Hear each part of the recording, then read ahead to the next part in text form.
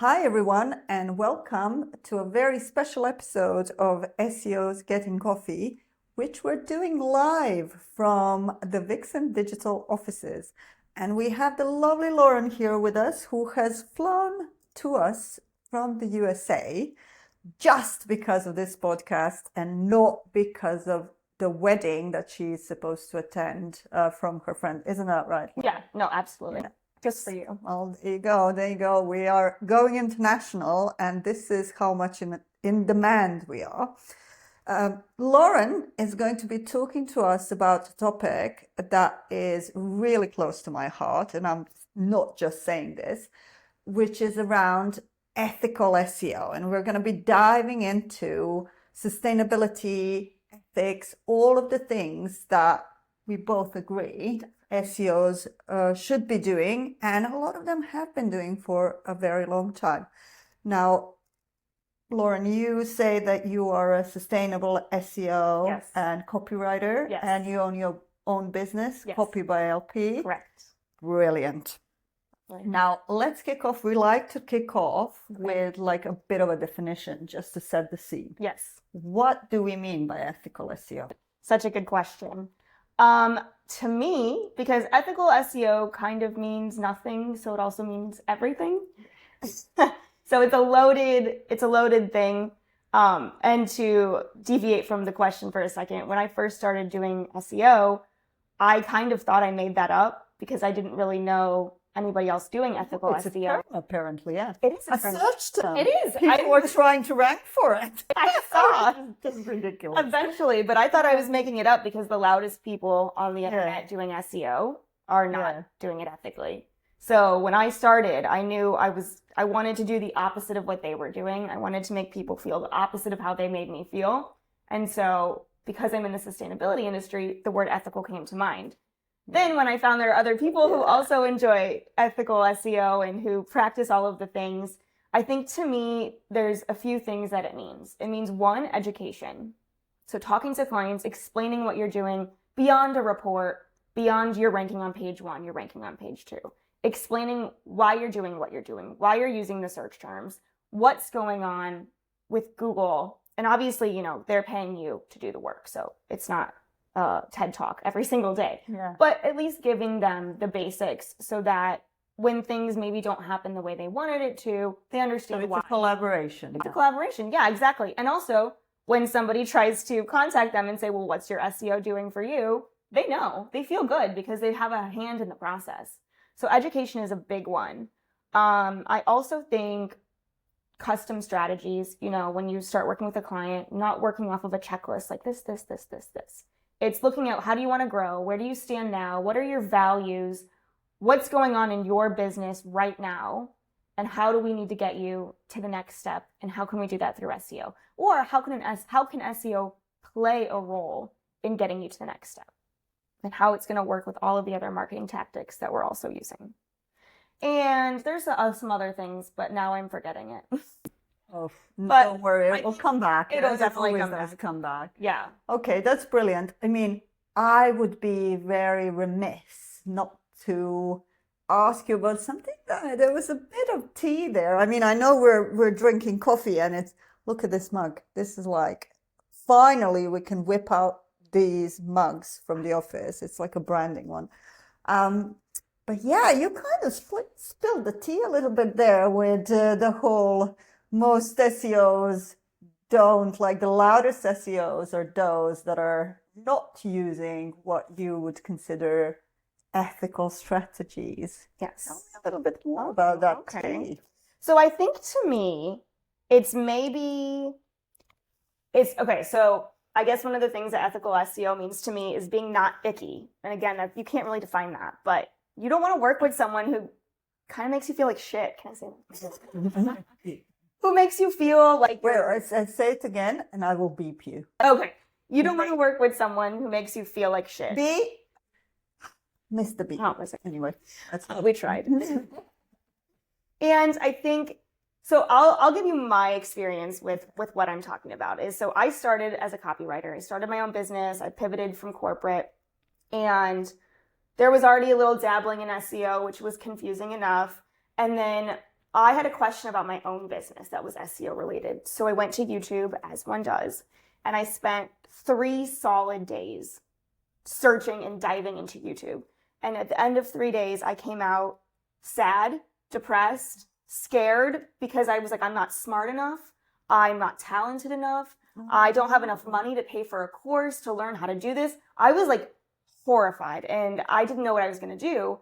And then fortunately, I found an agency out in Minnesota, and it's 2 women who run an agency. They do SEO and branding. So shout out to the Duo Collective. Yeah. And they have a course for SEOs, and it was for copywriters doing SEO. So not like a direct how to learn it, but a copywriting course or an SEO course for copywriters.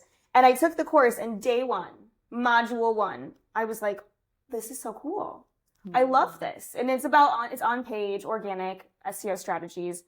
And I just like had a moment where I was like, I'm not dumb. This is so cool. This is interesting. Okay, I know we're like going off topic a bit, but it really interests me. What made you feel like that? Was it that these SEO bros were talking about strategies that are a little bit murky? So we're talking about link farms, for example, and stuff. Or was it, what was it? Was it that they were going on about like really, really technical things that were difficult to understand? Or what was it exactly that, because I know a lot of people feel like that. Yeah. Sometimes I feel really bad when I'm on LinkedIn, for example, and there's a lot of bashing of SEOs. There's a lot of kind of like, let's just not do that. So that makes me feel bad. I'm wondering, what was it? What was it exactly? Absolutely. It was a little bit of everything. So it was using highly technical jargon in these videos. It was using, like, talking about technical SEO and getting really into the specifics. And I was searching for something specific. It was something I needed to help my website get from page 89 higher. I was just, how can I get my website higher was my general question. So it's not like I was searching for page speed or anything like that. And so it was just this the highly technical jargon, then getting into technical SEO, then SEO, is this dead? Is this dead? Is this dead? This is no longer relevant. This is no longer relevant. You shouldn't be doing this. You should be doing this instead. And it was like that combined with the SEO tech bro persona and the yelling. And it's almost, this is a little bit maybe controversial, but it's very much like when you see manipulation tactics on social media, where it's the black background and it's people in certain kinds of clothes. They have it staged so it looks very like you want to believe them. Like they're telling you a secret. So it's either someone's trying to tell you a secret and pull you in, and you're like, but I don't understand what you're saying. And those are the ones who are like, you shouldn't be doing this. You should be doing this. Every good SEO knows you don't do this. All of that, just all that kind of stuff. Honestly, and it's like pork pies, because let's face it, and I know like a lot of our listeners might be feeling like that, and I know I do as well, is SEO, we don't know everything. We can't be, there's not like, it's as John Mueller says, it all depends. So to pretend that you have some kind of a secret pill that you can take, and all of a sudden, you'll know everything. It's just ridiculous. And then it's also the attitude. So after I found my course and I was like, okay, I'm going to pivot into SEO. I went to a few in-person networking events in Chicago, generally around marketing. And my first event, I got introduced to a person who does SEO, and he's wonderful, amazing. We're still in contact. He's been a super big help for me. But I went to another one, the same kind of networking event, and the SEOs were so mean to me. Oh no! I was sitting there talking to a guy, and it was outside, and he had sunglasses on, and someone had pushed me in his direction, like, oh, he does SEO. And so why would you be at a networking event if you don't want to talk about what you do? Yeah. And so I'm asking him questions, and just his body language, right? Like he's turned away from me. He keeps his sunglasses on. He's not looking at me, but we're sitting across, we're sitting at a bench, and I was just like, at a certain point, I was like, I'm going to make you talk to me. You very clearly don't want to be here. I'm going to force you to be as uncomfortable as you're making me. Okay. Yeah. And what happened when you forced the issue? He sat there for as long as he possibly could, giving me like one word shrugs, one sentence answers until the bench cleared the other way and there was an opportunity. So I probably ended up for like 30 minutes talking to this guy. Let's be clear here. I will benefit of a doubt. There might be something, like some people are just not very comfortable with social situations. So I always try, and I know you do as well, of giving people, like some space and kind of understanding. Yeah. All right. Ethical SEO, we know what it is. Yeah. We've spoken a lot about it. Some of it has to do with feelings as well, and how you do your job and how you make everybody feel around you, which is what I'm getting from this. Personally, when I started off doing the LLM side of things, I started off with thinking about ethical use of AI. Now it's a loaded one because ethics is so well researched, and I'm not sure what ethics is. I'm not in a position to say that. So I always say, responsibility. I try to kind of reframe it into responsibility. And I know, you call it the way that you want to call it, but we do agree on some of the principles. Definitely. Now, one of the things that you said there was around search terms.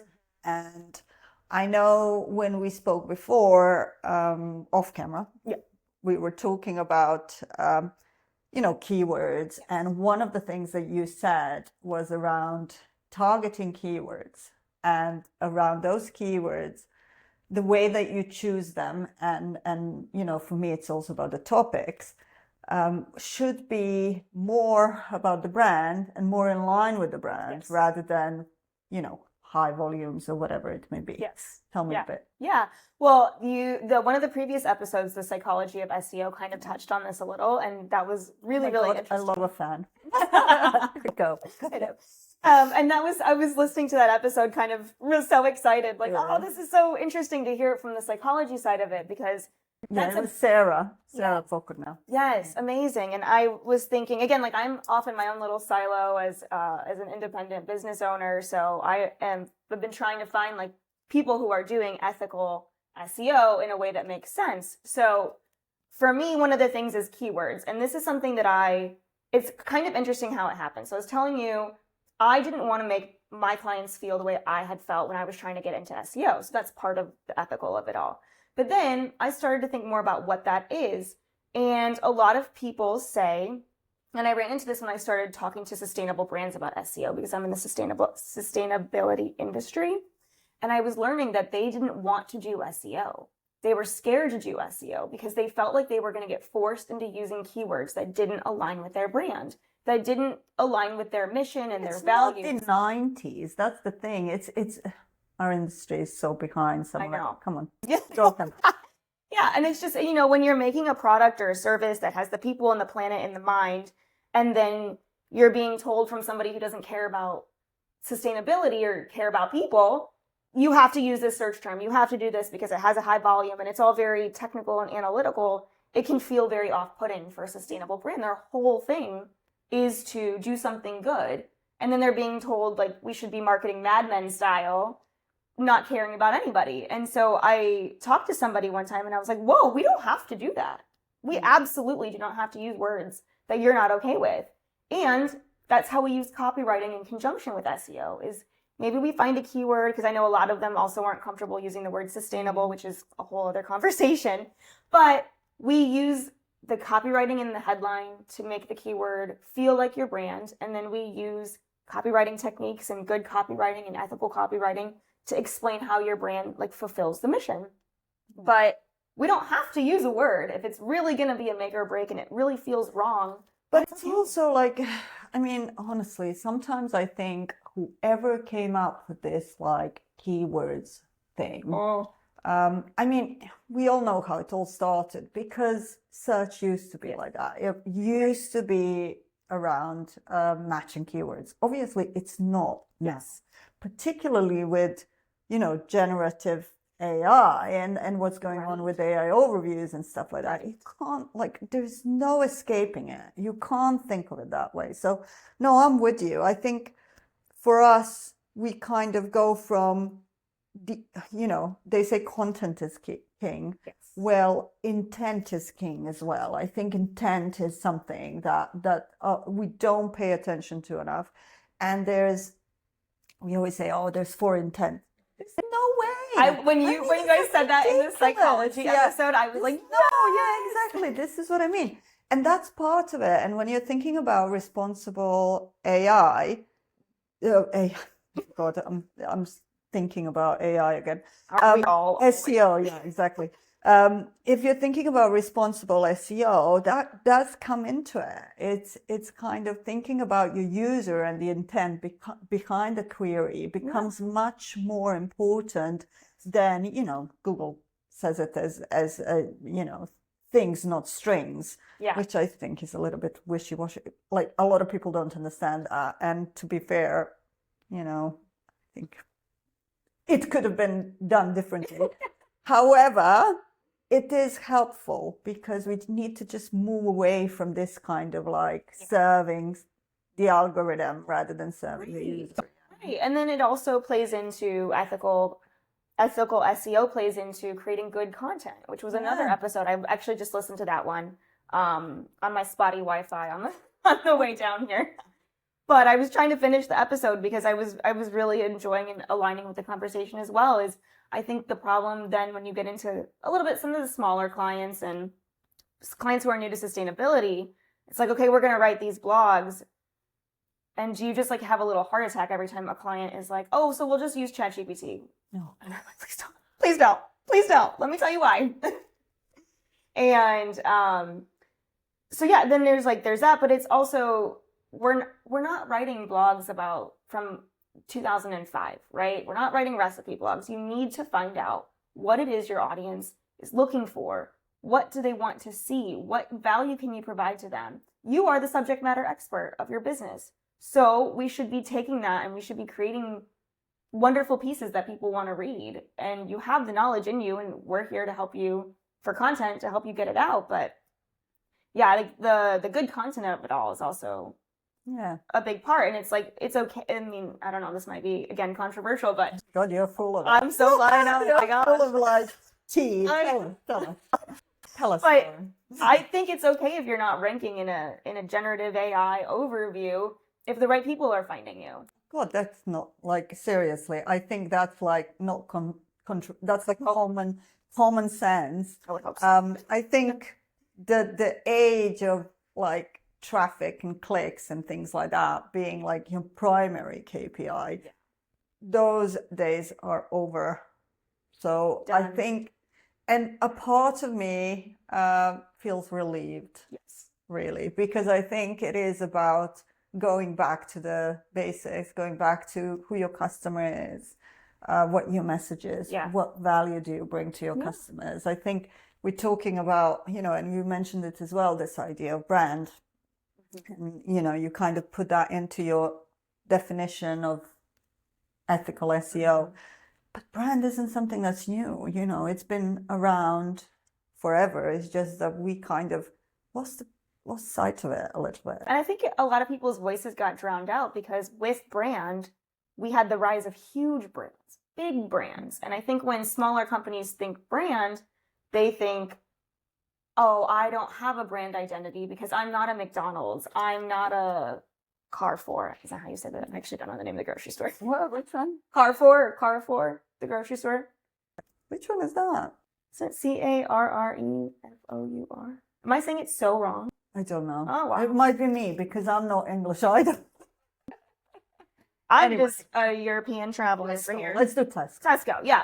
You're not a Tesco. You're not a McDonald's. You're not Uber, a Lyft. You don't have. But then I would also argue, I think you were talking on the episode of of high quality content as well. Is then they get so big they almost lose their branding voice because they're doing one thing on social and one thing on here in one thing and then it's not really lining up. So I think, yeah, there is that really big importance of, and if even for like small independent people, like I'm a personal brand. My brand is me. It's my personality. It's my face. And as much as I didn't go into it wanting that kind of is what it is now.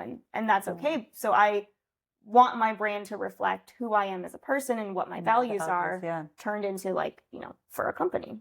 Exactly. And I think that's an important point. We can't, with the rise of AI overviews, it's going to be about more so what those values are. Yeah.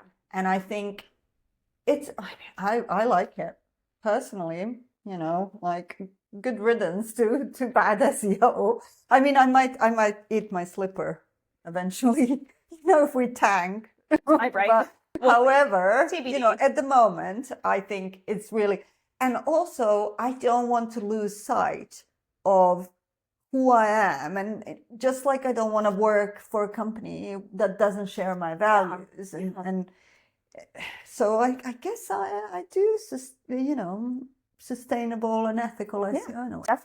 Definitely. So for anybody who is listening, what would be the 3 tips that you would give to somebody if they want to get into this space and think more about responsibility? And so what are some of the kind of strategies that you can use to get better? That's a question.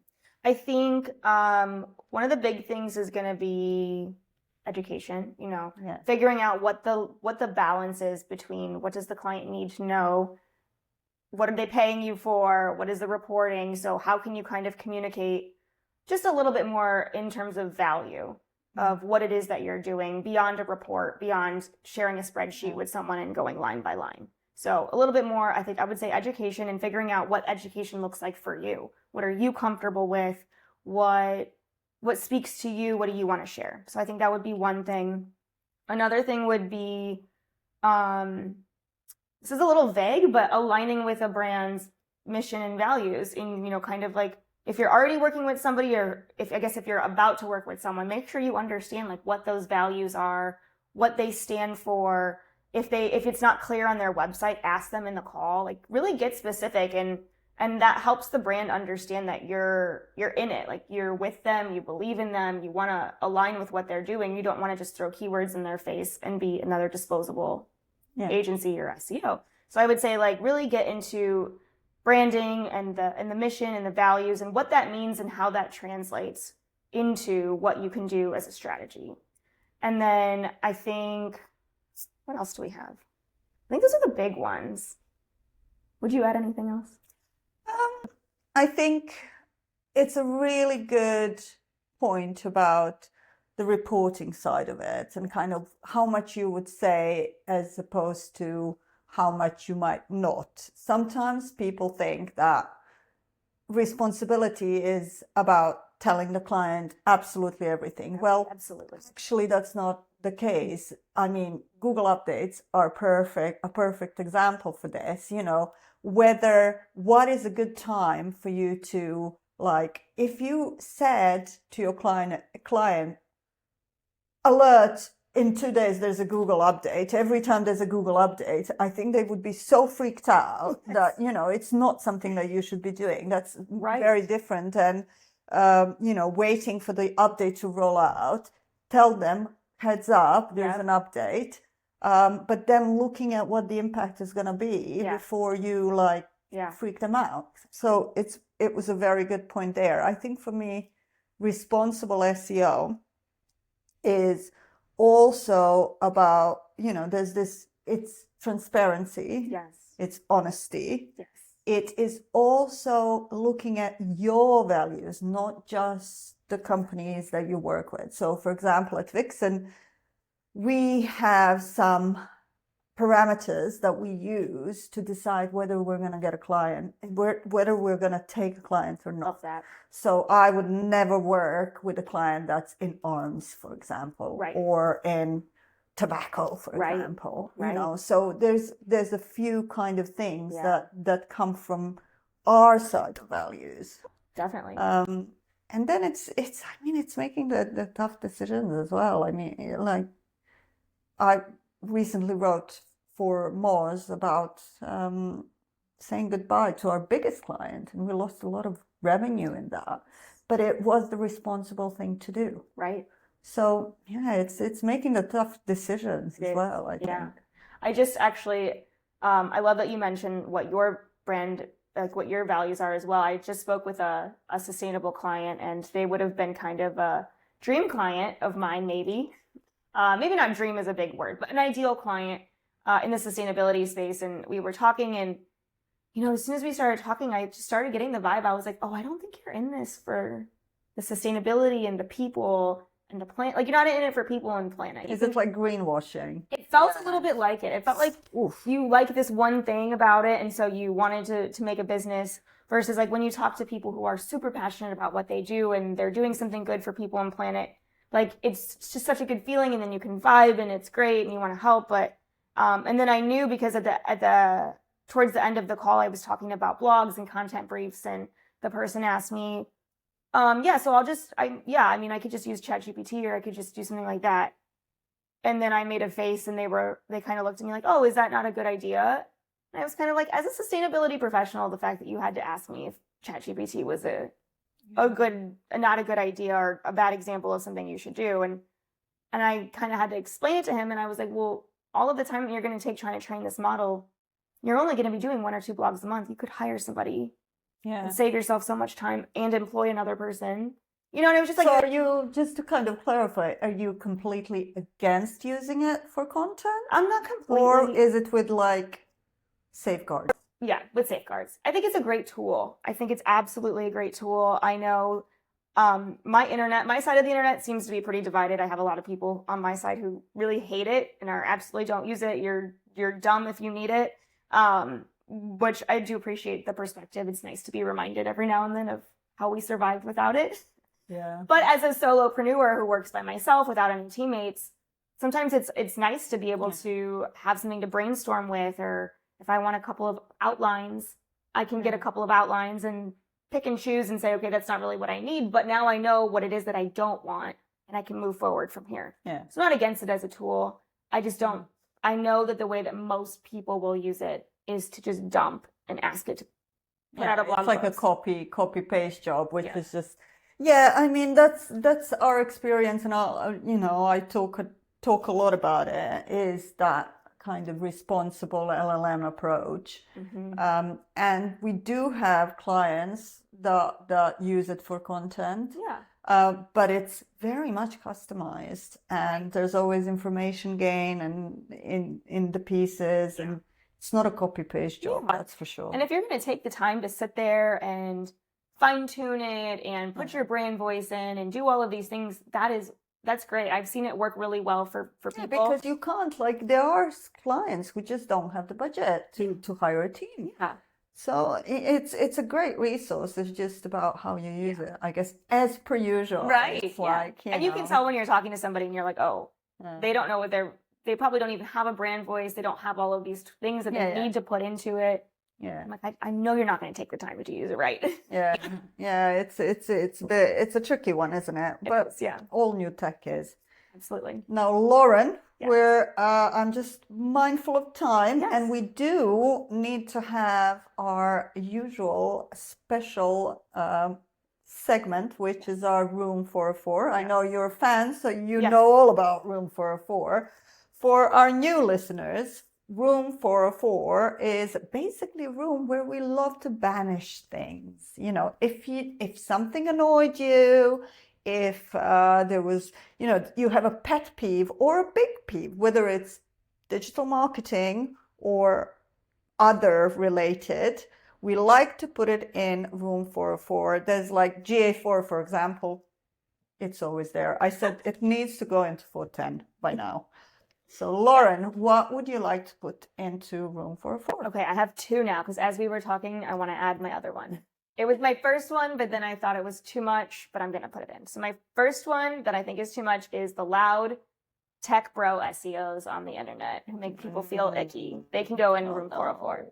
But otherwise, my other 404 that I'd like to banish is saying something is dead. Something SEO is dead. SEO is dead. Something SEO related is dead. this is dead. Saying anything is dead in the digital marketing space needs to go. Oh, brilliant. I love that. And I love both of those because, as you know, I'm not a fan of, anybody who's an SEO bro. Yeah. I hate that. That word offends you. Yeah, exactly. A little bit, yeah. But then, maybe it's an American term, isn't it? Bro. Bro. Yeah, bro. You know that my daughter actually tells me bro. I was like, what? Oh, wow. Anyway, I digress. Let's hope she grows And I do, yeah, it's YouTube, man. It's YouTube.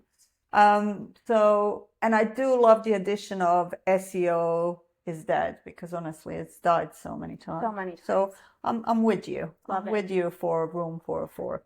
Locked it. Right. Lauren, it has been absolutely amazing having you. Thank you so much. Particularly considering that you came to visit us and only us and nobody else. I heard you had great coffee in the office well, and a really cool mug. So we got you on the coffee, isn't you did. it? Like best coffee in the world. Pretty much. Where can people find you? Yes, my website is copy by LP. So that's my name, Lauren Plug, LP.com. And it is copy because I started as a copywriter. Yes. And then I'm also on Instagram at copy by LP. And then my LinkedIn is under my name, Lauren Plug.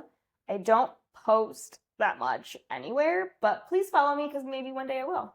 Oh, yeah, I've noticed that you're not. I sit on LinkedIn all the time, so I would love to. I just get super in my head about it, and then I don't. We can have a whole other episode. I think. Yeah. All right. Well, thank you so much for coming, and thank you everybody for listening to this very unusual live episode of SEOs Getting Coffee. Don't forget to subscribe to our podcast and leave a comment and give us a bit of love, a like or two. It's all really good for engagement. If you have something to say that maybe you disagree with something, we'd love to hear it as well. So please leave a comment, like, subscribe, and thank you so much for joining us for another episode of SEOs Getting Coffee. Bye. Bye. Yay. Yeah. Is that good? How was it?